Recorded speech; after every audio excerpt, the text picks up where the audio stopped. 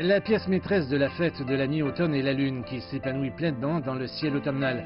De nombreuses lanternes colorées de toutes formes, tailles et conceptions font écho à la brillance lunaire argentée sur la Terre.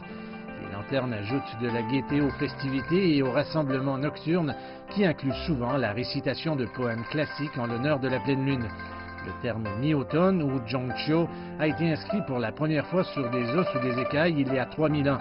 Les célébrations généralisées ont commencé au début de la dynastie des Tang au 8e siècle, à la fois à la cour impériale et chez les agriculteurs ordinaires. Dans la Chine prémoderne, le culte de la lune était l'une des rares cérémonies publiques monopolisées par les femmes. Ils ont prié et offert à Chang'e, une femme légendaire qui a laissé son époux héroïque et a bu un élixir pour devenir la déesse immortelle de la lune. Pour les enfants, le fidèle compagnon de Chang'e, le lapin de lune, a longtemps été une poupée ou une figurine très prisée. Peinte dans des teintes audacieuses et exubérantes, la figurine en argile s'appelle affectueusement Seigneur Lapin. La fête de la mi-automne est devenue une occasion pour les familles de se réunir au cours des derniers siècles.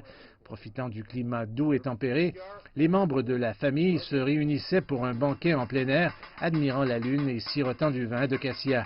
Dans de nombreux endroits, le patriarche peut toujours réclamer les honneurs de la distribution des indispensables gâteaux de lune, un cadeau à partager de manière égale.